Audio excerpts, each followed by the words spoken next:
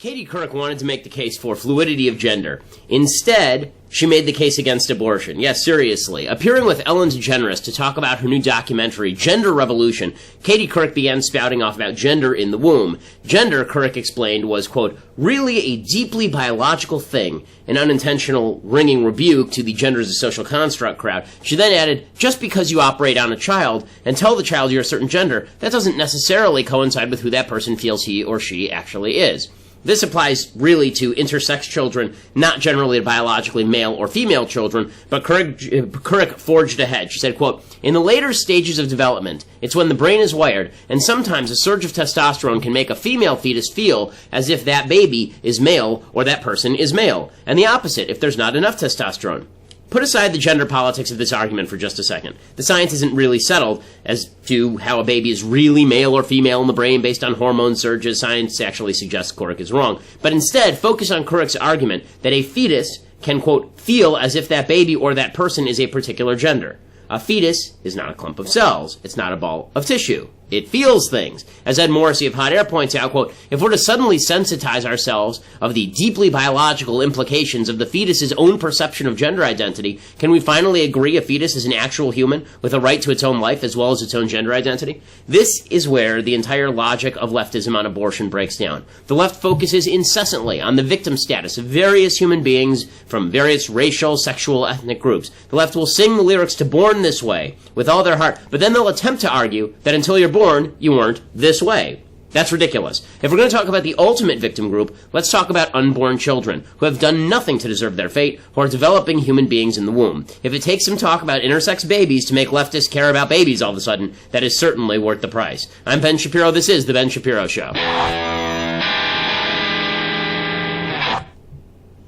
Okay, we're going to get to everything Trump-related in a second, plus it was a good time over at Ferris State University, and we'll talk a little bit about that a little bit later. But first, we have to thank our new supporters, our new advertisers over at ZipRecruiter.com. So, if you are a business person and you're looking for the best person to fill that slot, ZipRecruiter is the place to go. Right now with ZipRecruiter, instead of posting your job to all these message boards and hoping somebody responds to you, instead what you do with ZipRecruiter is you post your job to 200-plus job sites, including social media networks like Facebook and Twitter, with one click. Saves you tons of time. You find candidates in any city or industry nationwide. You post once, and you watch those candidates roll on in to ZipRecruiter's easy-to-use interface. You don't have to worry about emails or calls to your office. You can screen candidates and rate them and hire them really quickly. It's used by Fortune 100 companies all over the planet. Right now, my listeners can post jobs on ZipRecruiter for free by going to ZipRecruiter.com/dailywire, ZipRecruiter.com/dailywire. One more time, you try it for free, ZipRecruiter.com/dailywire. Plus, if you're somebody who's seeking a job, you put your name up there on kind of a general message board over at ZipRecruiter, and that allows all of the people who are looking to hire people to find you. It's ZipRecruiter.com/dailywire. Make sure that you use the /dailywire because that enables them to know that we sent you, number one. And number two, it means that you get to do it for free. So go check it out for free, ZipRecruiter.com/dailywire. Great service. All right. So, as I mentioned a minute ago, Katie Couric now thinks that, this is good news, I suppose. All leftist logic in the end turns in on itself, and that's certainly true of abortion. I think it's amusing that Katie Couric now only thinks babies are babies if they are intersex babies or transgender babies. So apparently babies who are not any of those things, babies who don't suffer from those conditions, those are not babies. But if you're a transgender baby, then you're a baby, which is just kind of weird. But in any case, that wasn't the only stupid thing to come out yesterday. Hillary Clinton is back. Oh yes, she's back. She was wandering the woods. The children emerged from those woods weeping and told tales of a hellhound loose in the woods, crying over her own fate. And now she is back. Hillary Clinton is here. She's come. Here's Hillary Clinton. She's saying things about ladies and vaginas and such. Despite all the challenges we face, I remain convinced that, yes, the future is female. Okay, pause it for 1 second. Just look at the amazing energy we saw. The future is female. Okay, let's just be factual about one thing here. The future is asexual. Yeah, the future is gender fluid. The future is a temporal state, okay? The future is not male or female or black or white. I hate this kind of phraseology. It's so dumb. But again, it all comes back to that intersectionality politics that the left is so focused on. Babies are only babies if they're transgender babies, and the future is only the future if it's female for some odd reason. By the way, if the future is only female, then you sort of do wonder how babies are going to get made in the future. Are there any babies in the future, or is it like the future one generation of females and then everyone dies, or they live forever like the Amazonians in Wonder Woman land? No one really knows. But Hillary Clinton continues along these lines because she just won't go away. Here she continues. Last month, as women organized a march that galvanized millions of people all over our country and across the world. So please, set an example for every woman and girl out there who's worried about what the future holds and wonders whether our rights, opportunities, and values will endure. And remember, you are the heroes and history makers, the glass ceiling breakers of the future. As I've said before, I'll say again, never doubt that you are valuable and powerful and deserving of every chance and opportunity in the world. Okay, I have a daughter, and she is just 3 now, and I also think that she is going to have a wonderful future. I also don't think she's going to have a lot of glass ceilings to break. Her mom's a doctor. Her grandmother runs a television firm. The country is replete with rich and powerful women. America, 55% of voters are women. 55% of the people in college are women. 58% of the people with graduate degrees are women. The idea that women are suffering en masse in the United States, which is what Hillary seems to say, you can overcome. You overcame, okay? You're the majority of the voters. You're the majority of the people in college. You're in 147 out of 150 of the biggest, most populous cities, women who are single and unmarried and work the same number of hours as men earn 8% more on average than men do. So can we cut it out with this whole glass ceiling shattered routine? It's really irritating. And when Hillary Clinton does it, it's even more irritating because the fact of the matter is that Hillary Clinton's shattering of the glass ceiling involved her marrying a more powerful man and then riding his coattails to all sorts of glory, but not the White House. Actually, my favorite headline of the day was apparently there's some couple that's been married, I guess, for 22 years. They've been together for 22 years, and they're breaking up over Trump. And the first thing that went through my mind is I'm really feeling bad for the Clintons. That's terrible. I can't believe they broke up over Trump. Okay, so Hillary lost, obviously, because if you watch her there, it's impossible for her not to lose because she's awful. But Donald Trump is now the president. And so this comes with its benefits and it comes with its drawbacks. Do we have a little bit of good Trump, bad Trump? Shall we do that today? Good Trump, bad Trump, which one will we get today? Yes. All right, so Donald Trump speaks yesterday at CENTCOM, Central Command, and he is and he does something that is not quite true, but is also kind of smart. So in the middle of this, it's sort of unintentionally smart, I think. This is good Trump. In the middle of his speech at CENTCOM, he drops the notion that the media have not covered terrorism properly. Here's what he has to say. Radical Islamic terrorists are determined to strike our homeland, as they did on 9/11, as they did from Boston to Orlando to San Bernardino. And all across Europe, you've seen what happened in Paris and Nice. All over Europe, it's happening. It's gotten to a point where it's not even being reported. And in many cases, the very, very dishonest press doesn't want to report it. They have their reasons, and you understand that. I do love the fact that as time goes on, Donald Trump sounds more and more like Marlon Brando from The Godfather. He's beginning to lose his voice now. And so he's kind of sitting there, petting a cat, and telling you about terrorism. But aside from that, what he says there about the media not properly covering terrorism, it's sort of true, and it's sort of not true. So it is not true that the press does not cover terrorism. In fact, of the 70, they released a list of 78 attacks since 2014 that they said had not received enough media attention. And on that list were terrorist attacks in Nice, France, and terrorist attacks in Berlin, and the terror attack in Orlando. I'm pretty sure those received enough media attention. But here's what's smart about all of this. It has forced the media now to go back and rehash all of the terrorist incidents. So the media are so crazy and so stupid that Trump says, you didn't cover the terrorist attacks enough. And instead of them just saying, that's not true, Now, this is a misdirect because you actually want to talk about X, Y, or Z. Instead, the media goes into, how dare he? We'll show you how much we covered terrorist attacks, and we'll cover them anew just to prove you wrong. And Trump's sitting there smirking at himself, knowing that the entire premise of that speech, the entire premise of him saying that, was designed to force the media to spend lots of time talking about terror attacks, so suddenly Americans would recognize what he's trying to do with his immigration and refugee order.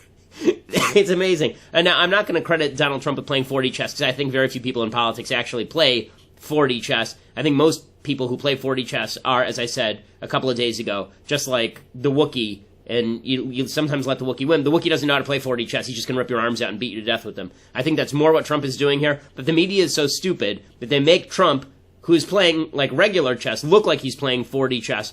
By comparison, Sean Spicer, not Melissa McCarthy, actual Sean Spicer, was out there defending this yesterday, and it's pretty funny.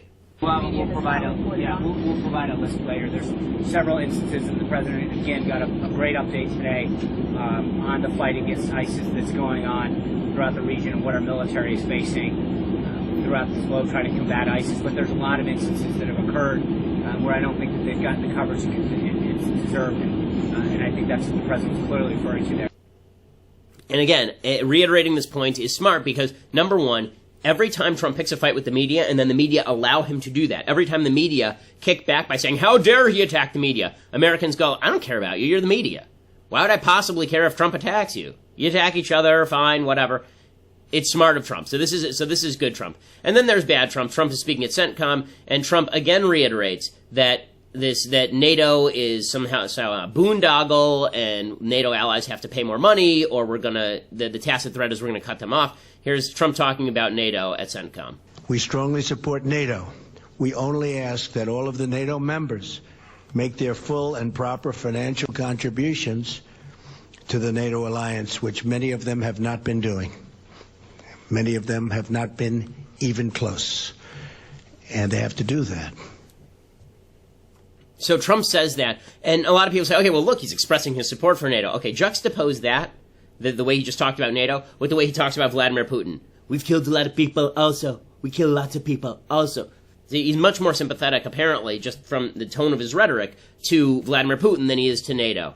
And that's a problem. That's a problem, because the fact is that there's a great piece in Foreign Policy magazine today about this, that there's a new sort of revised isolationism that has come to the fore in American politics.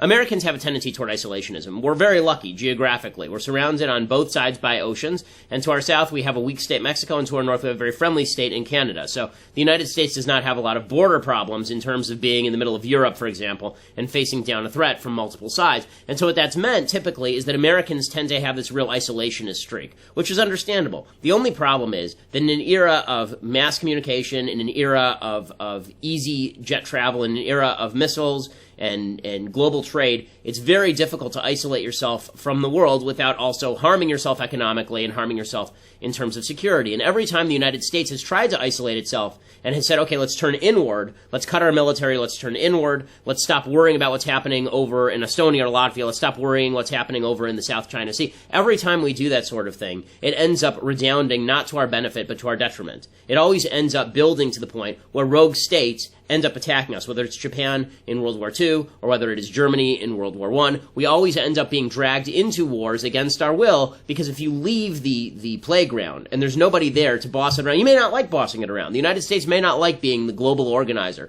But if we're not going to organize, you know who's going to do it is Russia and China. And you may think that doesn't matter. It does matter when China starts cutting off trade between all of these Southeastern Asian countries and the United States through a sphere of influence. It does matter when they begin encroaching territorially more and more toward American interests. It does matter when China becomes more powerful and Russia becomes more powerful in Eastern Europe and starts threatening our Western European allies. And then all of a sudden we get dragged into conflict again, except conflict with an emboldened and strengthened enemy like a Russia or a China. Okay, this started under Obama. This isn't unique to Trump. But it did start with Obama, and it's continued under Trump, this sort of revanchianism, this idea that we're going to just come back into our borders and everything is going to be okay. It sounds like a beautiful idea. Every time it's been tried, it fails. And this is true not just with World War I and World War II. Bill Clinton tried this in the 1990s by slashing our military to the bone, and the result was 9/11. George W. Bush built up the military and got aggressive on the foreign policy sphere, and we saw a dramatic decrease in the number of terrorist attacks on American soil. Then, he leaves office, and the number of terrorist attacks increases massively because ISIS grows. The fact is, you cannot remove yourself from the international scene and hope that everything is going to be okay. And that seems to be the premise of a lot of what Trump is saying here,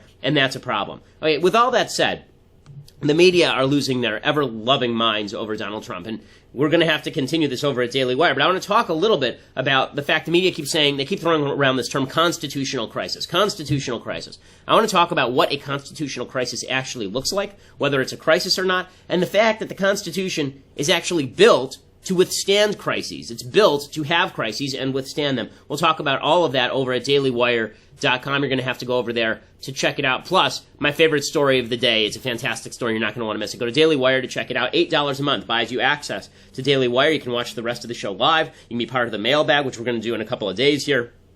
You get all sorts of new goodies. We're also giving away free DVDs of my friend Jeremy Boring has a fantastic movie about the border and about border security. It's called The Arroyo, and you should go get a subscription right now. You get a free copy of The Arroyo, which is a terrific, terrific film about a small rancher living on the Arizona border whose land is being used as a thoroughfare for drug cartels from Mexico and what he does about it. It's a really terrific film. You're going to want to subscribe to the Daily Wire just to get that, but then you also get me live, you get Klavan live, $8 a month. Plus, if you get that annual subscription, then you get a free DVD copy of The Arroyo, so go check that out right now. We are the largest conservative podcast on the interwebs.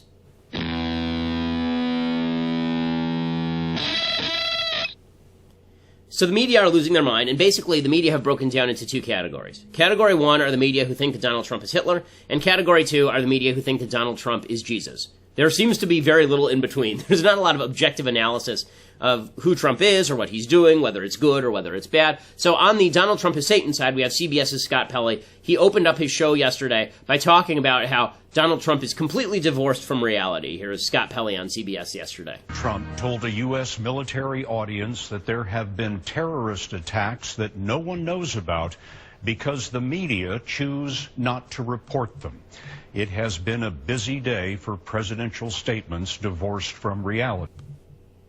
Okay, that is such a galling statement. Can you imagine them saying that about Barack Obama? Can you imagine them saying that about Obama? Well, it's been a busy day for people who think that Barack Obama's a liar. Yeah, what? I mean, Barack Obama lied routinely. He did it all the time. Did they ever do this after Barack Obama got up there and for years lied about if you like your doctor, you can keep your doctor? Did they do this during Benghazi when he claimed that a YouTube video was responsible for everything? I mean, the Democrats can tell any sort of lies that they want, and this is why people look at the media and they're very frustrated. If it were even-handed, if they said this about every president, it was a busy day for lies for President Obama today, then we would be, okay, fine. So they're just hard on the president. But because they make it specific to one side and then claim their objective, this drives us batty. And what this means is that we no longer trust anything they say. So the fake perception of, the fake attempt to promulgate the idea that you are objective ends up making us think everything you say is fake. It makes us not believe anything that you say. And this is why I've always said, one of the nice things about shows like this one is I make it very clear where I stand politically. You can check my facts, and you can take everything I say with a grain of salt, because you know where I'm coming from, you know my angle. You're not supposed to know Scott Pelley's angle. That's sort of the idea here, but you can pretty clearly tell what Scott Pelley's angle is from that side. So on the one side, you have the people who say that Trump is Satan, he's lying all the time, it's just terrible, Donald Trump is the worst liar. And on the other side, you have people like Piers Morgan, right, who is somehow back on TV. After being smacked off TV by yours truly, Piers Morgan is back, and now he is a Donald Trump acolyte because Donald Trump was once nice to him and patted him on his British head. And so here's Piers Morgan on Bill O'Reilly saying the press needs to show Donald Trump more respect, as though the paragon of respect is Piers Morgan. So I think that there is fault on both sides here. I think that it is dangerous and toxic, and I think that the media have got to start showing President Trump a bit more respect, and he in turn, and his White House operation, have got to show the media a bit more respect, and they've all got to move on. Okay, they all have to move on. The media should just show a little bit of respect. When Piers Morgan says things like that, it's okay, no. My view is that the media should show no politician any respect, because respect is something that is earned, not given. You have to actually earn somebody's respect, and I don't think politicians do that very often. So what you have on one side are the people who are acolytes of Trump, and on the other side you have people who are just devotees of ripping down Trump, and this makes everybody crazy. And it also means that people go overboard, even journalists that I like. So Jake Tapper over at CNN, he was talking about Donald Trump challenging the courts and challenging a free press, and I think this is overstated. Here's Jake on CNN yesterday. Any negative polls are fake news. You got that? So any polling suggesting anything negative about the president or his policies is not, in his view, real.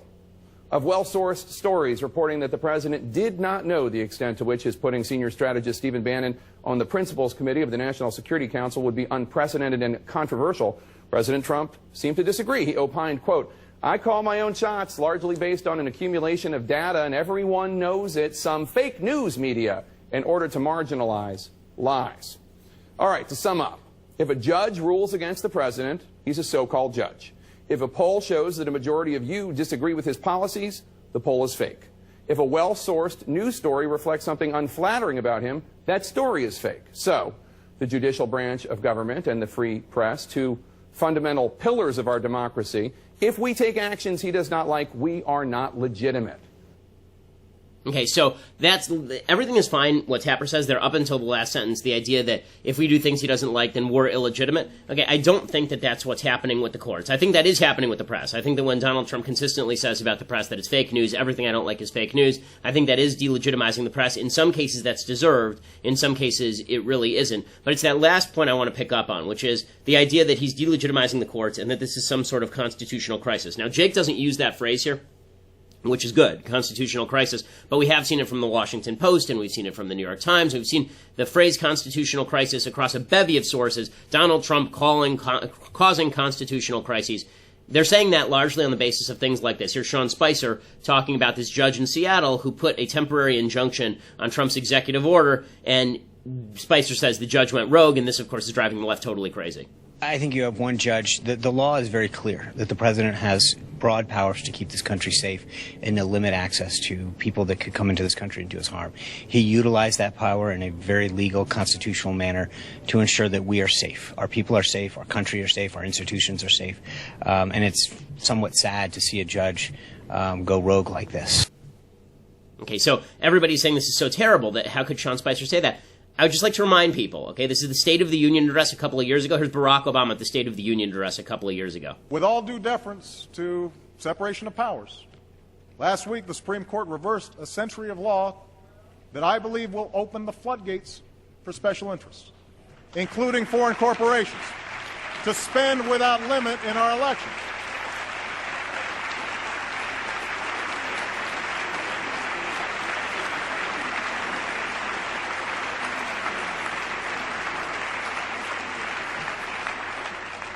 I don't think American elections should be bankrolled by America's most powerful interests, or worse, by foreign entities. So there's the President of the United States going to direct war against the Supreme Court with the Supreme Court standing right there, and the press had nothing to say about that. They thought that that was totally cool, that was totally fine. I want to tell you something about constitutional crises. Everybody's always worried the Constitution is in crisis, that we're all going to die, right? The president's going to ignore the courts, and the courts will ignore the legislature. They're all going to ignore each other, and everything will fall apart in a great conflagration of nuclear war. That's silly. The Constitution is designed for the branches to check each other. The Constitution is designed for the judiciary not to obey the legislature, and the legislature not to obey the judiciary, and the president not to obey both of them. It's a very, very durable document, and the system that it built is quite durable. In Federalist 78, Alexander Hamilton, who helped design the system, he said the judiciary is the least dangerous branch because it doesn't have the power to enforce its own will, which means that it has to be very careful in how it tackles the law. So let's look at a history of constitutional crises. And they're not all coming from demagogic presidents who are attempting to overthrow the rule of law. Thomas Jefferson, very early on in his presidency, he fought a battle over the national bank. And when the Supreme Court decided that a national bank was constitutional based on a wrongful reading, by the way, it's a bad decision, based on a wrongful reading of the necessary and proper clause, Jefferson responded by basically saying openly that the Supreme Court didn't have the power of judicial review. Okay, which is more than Trump is saying. He actually said that they didn't even have that power. Here's what Jefferson said. He said, quote, "The Constitution, on this hypothesis, is a mere thing of wax in the hands of the judiciary, which they may twist and shape into any form they please." He actually called judicial review the despotism of an oligarchy. Okay, did the government collapse? Did we all die? Or is Jefferson considered one of our best presidents? Andrew Jackson, had a very similar run-in with the judiciary. It's now famous, obviously. In 1832, the Supreme Court ruled that the state of Georgia could not seize a bunch of Native American land without violating federal treaties. And so Jackson, this is probably apocryphal, but he was supposed to have said, John Marshall, who is the Chief Justice, has made his decision, now let him enforce it. And to be fair to the Supreme Court, they didn't actually issue any federal marshals to carry out their orders, probably knowing that Jackson was going to fight them, but Jackson basically ignored them. The state of Georgia basically ignored the Supreme Court. Later, he would back off of that, but his initial position was basically to tell the Supreme Court to stick it. Abraham Lincoln, this is also very famous. In the case called Ex parte Merryman, there was a justice named Roger Taney. Tawney is how it's pronounced, actually. And Justice Tawney, who's the same guy who wrote the Dred Scott decision, a terrible decision, wrote Ex parte Merryman, where he said you can't suspend the writ of habeas corpus. Basically, Lincoln was just arresting people without charge, and the idea was you're not allowed to do that. So he issued this ruling, and Lincoln then went in front of Congress and he said, quote, "Are all the laws but one to go unexecuted, and the government itself to go to pieces, lest that one be violated? Even in such a case, would not the official oath be broken, if the government should be overthrown when it was believed that disregarding the single law would tend to preserve it?" So it's unclear whether Lincoln actually disobeyed Tawney or whether Tawney had jurisdiction or not, but in effect, he sort of disobeyed Tawney for about a year, and then he began to iron things out with regard to habeas corpus. But was that a constitutional crisis that we couldn't withstand? Well, it wasn't nearly as much of a constitutional crisis as half the country attempting to secede. In 1937, FDR, the leftist hero, everybody on the left loves FDR. He's the best, right? In 1937, the Supreme Court had spent 2 years striking down a bunch of bad New Deal legislation that was unconstitutional. FDR threatened to pack the court after the election of 1937. He said that he was going to pass a constitutional amendment that would force a justice to retire at age 70 or appoint an assistant with full voting rights to neutralize that justice. So you'd either retire at 70, or if you chose to stay on, we'll appoint a second guy over here, and he'll vote just to do the opposite of what you do. So your vote won't count anyway. We'll just double the size of the Supreme Court. It wasn't an amendment, actually, with the basic law. Instead, the Supreme Court caved, and instead they said the National Labor Relations Act, which is unconstitutional, they said that was okay. They said the Social Security Act, which is unconstitutional, was okay. They broadened the Commerce Clause dramatically in the aftermath of that. That was a constitutional crisis. Did we collapse? No. In 1952, Harry Truman, another president who's considered pretty good by a lot of folks, Harry Truman was in the middle of the Korean War, and there were a bunch of strikes at the steel mills because of price and wage controls that Harry Truman had helped put in place. And he seized all of the steel mills around the country. There's a famous case called Youngstown, and in this case, the Supreme Court said such action was unconstitutional.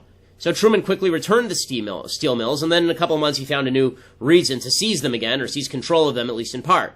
The court ended up actually undermining its own decision over time. So what ends up happening when the court doesn't like what the president's doing, usually, is they write a very contained opinion, and then if the president fights back against them, the court tends to back down a little bit, or the president tends to back down, the legislature tends to intervene.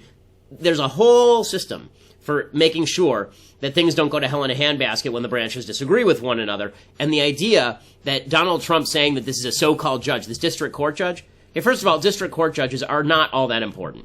The Congress has the full power under the Constitution of the United States to restrict the jurisdiction of U.S. district courts, or even to abolish them. It's their job to actually establish district courts in the first place. So this idea that it's constitutional crisis, we're all going to die, it's just over the top, and I think a little bit of history was in order for people who keep shouting constitutional crisis from the clouds without understanding the Constitution or how constitutional crises usually work out. By the way, Trump hasn't even said he's going to disobey the orders yet. He's just said that he doesn't like the orders. So, yeah, that doesn't matter. Okay, so in other journalistic overreactions, journalists are beginning to be very worried that Donald Trump is going to Putin them, that he's going to murder them with various forms of polonium, or that he's going to shoot them in the lobbies of their apartment buildings, because Donald Trump has said nice things about Vladimir Putin and has basically pretended that Vladimir Putin isn't a thug. We talked about this yesterday. It's very funny. I read the direct transcript of what Donald Trump said about Russia, and everybody was accusing me of mischaracterizing what Donald Trump said about Russia when I said that he was very warm toward Russia and basically accused the United States of engaging in the same crimes in which Russia had. And so I'm going to look up what he had to say about Putin again, because I want to read you the actual transcript again, so that I'm not accused of having screwed this up. Okay, so this is 2 days ago. He's on Bill O'Reilly's program, and Bill O'Reilly asks him this question: do you respect Putin? And Trump says, I do respect him. And O'Reilly says, do you? Why? And he says, well, I respect a lot of people. That doesn't mean I'm going to get along with them. He's a leader of his country. I say it's better to get along with Russia than not. And if Russia helps us in the fight against ISIS, which is a very major fight, and Islamic terrorism all over the world, major fight, that's a good thing. Will I get along with it? I have no idea. It's very possible I won't. And then O'Reilly says he's a killer, though. Putin's a killer. And Trump says, a lot of killers. Got a lot of killers. You think our country's so innocent? Okay, so when you say these sorts of things, that is obviously you saying that the United States is on moral par with Russia when it comes to killing people. There are a lot of killers. You think our country's so innocent? Let me change the context. If I say to you, O.J. Simpson killed his wife, and you reply to me, a lot of people kill their wives, you think you're so innocent? Isn't the implication that I also killed my wife? And this is silly towns. So, was it a bad comment? Yes, it was a bad comment. The media lost its ever-loving mind. And they lost their mind because instead of just saying, this is really immoral, what Donald Trump is saying here, instead, they immediately go to, oh my God, he's going to victimize me! He's going to come after me! It's not always about you. Sometimes it's just about him saying douchey things. So, Katie Tur over at NBC, she says, Trump, is he gonna Putin us? Is he going to murder us? Here is Katie Tur. What is your sense of why this president is going above and beyond, bending over backwards, if you will, to stay away from criticizing the Russian president and to almost give him an excuse? As we know, there's, since 2000, been a couple dozen suspicious deaths of journalists in Russia who came out against the government there. Donald Trump has made no secret about going after journalists and his distaste for any news that doesn't agree with him here. Do you find that this is a dangerous path he is heading down? I know that Putin is a thug and he runs a gas station and the prices are low right now. And so he is going to continue to be belligerent. He is going to continue to be aggressive. I've led Codels to Eastern Europe. I led a Codel to Estonia, the Czech Republic, and Romania. And we have a very full understanding of who Vladimir Putin is. And he is not a friend of the United States. Okay, so what Deb Fisher says there is right. I do like when she talks about Putin's gas station. That sounds like a terrible gas station. You drive up to the gas station, he comes out, he says, would you like gas or shall I kill you? But in any case, Katie Tur going, is he going to come after us? No, Trump is not going to come after you. He's not going to come after you. And, you know, there are people like me who have worried that Donald Trump is going to come after them because I'm on his enemies list, I assume. Okay, there was a little bit of misreporting yesterday at The Atlantic. A guy I like, McKay Coppins, he suggested that I had got this fancy security system to fight off the alt-right. I had a fancy security system ever since I got threatened by the left after Piers Morgan, actually. So a little bit of look, worry is in order, but the idea that he's going to Vladimir Putin people and shoot them, no, I don't think the government is going to come to Katie Tur's house and start killing people. Joe Scarborough does the same thing. He says, now Trump has to come out and say he's opposed to assassinating journalists. That actually wasn't what Trump was saying. What Trump was saying, in his defense, was that Vladimir Putin doesn't murder journalists. That's not the same thing as saying it's okay to murder journalists. But, I mean, it's still not great, and it's still not true, but here is Joe Scarborough going off the deep end a little bit. If Donald Trump keeps being asked to criticize Vladimir Putin for assassinating journalists, and Donald Trump refuses to criticize Vladimir Putin for assassinating journalists and say, well, we do it too, in a sense, does that suggest that he thinks it's okay to assassinate journalists? Does that suggest he thinks it's okay to jail political opponents, to assassinate political opponents? If you don't condemn, after being repeatedly asked to condemn these actions, at some point you go back to the he who does not deny admits story, and it suggests that he does. I suggest somebody at the White House get him to write a statement, a very strong statement, letting the world know that he condemns the assassination of journalists and political rivals. Because Okay, no, he doesn't actually have to do that. What he should say instead is Vladimir Putin's a bad guy, and he should stop kissing Vladimir Putin's royal red behind. It's just enough already. But the media going overboard again with all this constitutional crisis. Trump's okay with murdering journalists.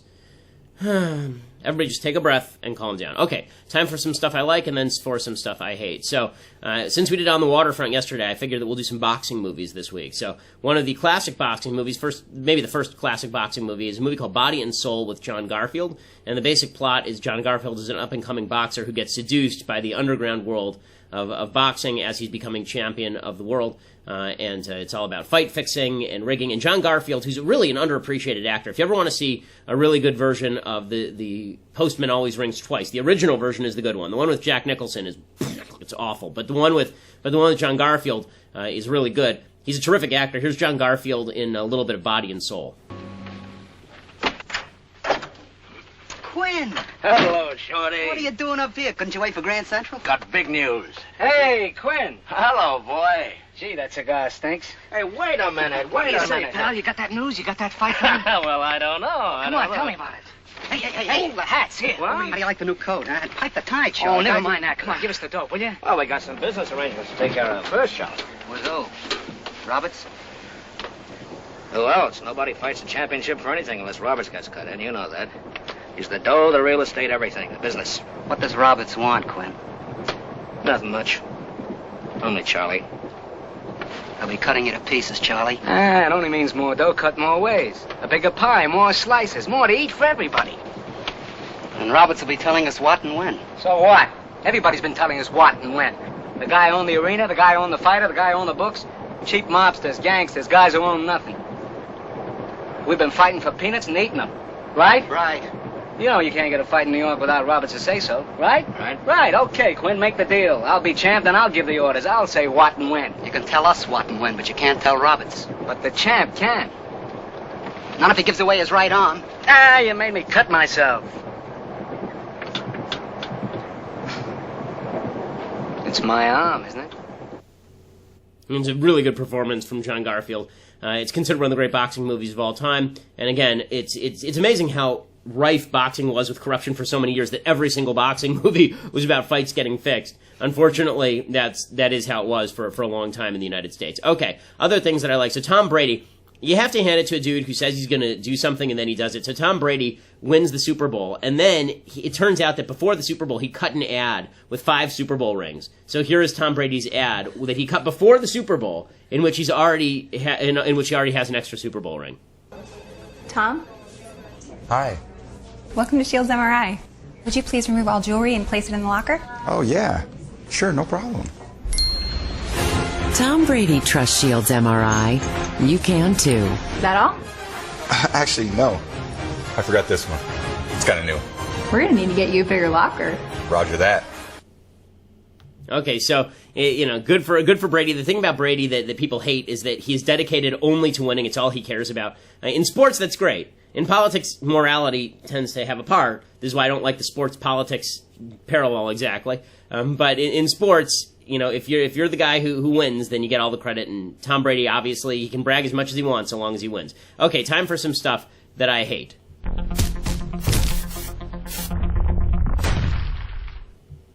So I do love the fact that environmentalists don't care about the garbage they leave behind. So at Standing Rock, they had all of these, over the Dakota Access Pipeline, they had all of these horrible protests. Oh my God, they're going to ruin the environment. It's going to be so terrible. They're going to come in and the people who create the pipeline are going to ruin the environment. Here's a little bit of the footage from Standing Rock after all the environmentalists left. Pretty amazing. Loving the day. I'm loving the people at camp. And I'm excited about garbage. This is a call out to all the environmental warriors of our community. Standing Rock needs you now more than ever. In the next coming weeks, the Native Council has decided that Ochete, the main section of Standing Rock Camp, will need to be moved out of the flood lane it exists in before the spring melts all the snow. This will be an incredible effort to move over 400 structures and all the infrastructure that goes with it. The population of Standing Rock peaked at a little over 10,000 people during November, and then in a very short time period, the population dropped to less than 2,000. During this process, people left behind tents, clothing, and most importantly, garbage. All of that trash is now covered under 8 feet of snow. The concern is that when the snow melts, the water will pick up all the trash and carry it downriver, polluting it. We refuse to let this happen. The people at camp are already making their own... We don't have to play the rest of it. Good job, environmentalists. Well done. The Standing Rock Sioux say it could take weeks for private sanitation companies and volunteers to clear the expanse of abandoned tents, teepees, sleeping bags, blankets, canned food, supplies, and just plain garbage littering the Oseti-Sakowin camp. So well done. It turns out that all of it was just posturing for the cameras. If you can't pick up your own garbage, it's hard for me to take you seriously about how much you care about the environment. If you're just a litter bug who happens to want to pose for the cameras, you're part of the problem. Okay, other things that I hate. So celebrities cannot stop cutting silly public service announcements. And I don't know why they think that this is effective.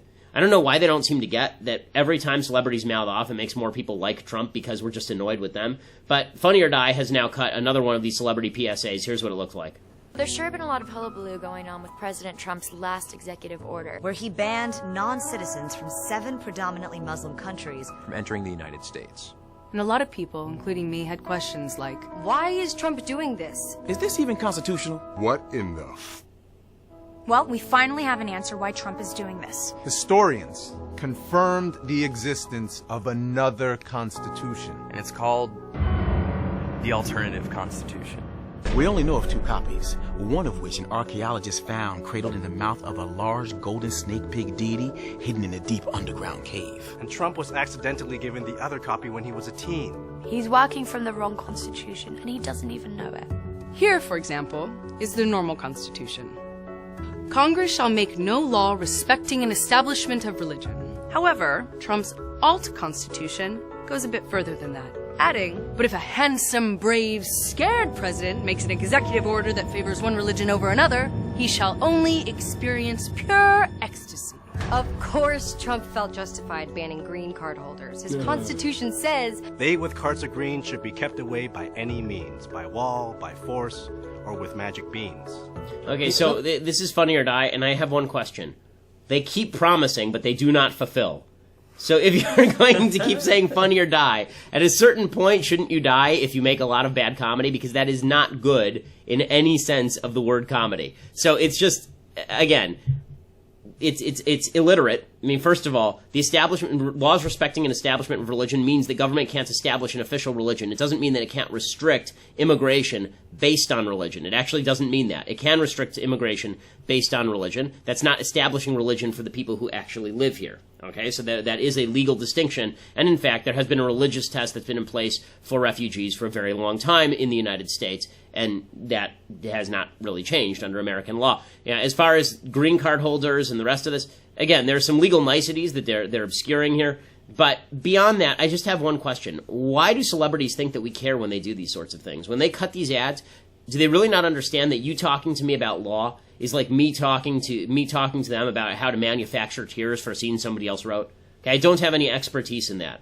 I do have more expertise in law, and I'm sorry, watching some lady wearing a My P Word, My Choice t-shirt jabber at me about the Constitution, it's not likely to make me support her side when she's talking about magic beans and an alternate concept. It's just stupid. But the left can't help itself. They can't help itself. They can't contain themselves. And this is the greatest ally Trump has. The greatest ally that Trump has is the media and the celebrity left, which refuse to acknowledge such a thing as tone or tenor. They refuse to acknowledge such a thing as moderation of response. Instead, all they recognize is that it's a crisis and they're going to run around with their hair on fire. We'll talk more about that tomorrow. Plus, I'm headed over to Marquette. So tomorrow, apparently, there are going to be some protests and it should get kind of wild, but we'll find out. I'm Ben Shapiro. This is The Ben Shapiro Show.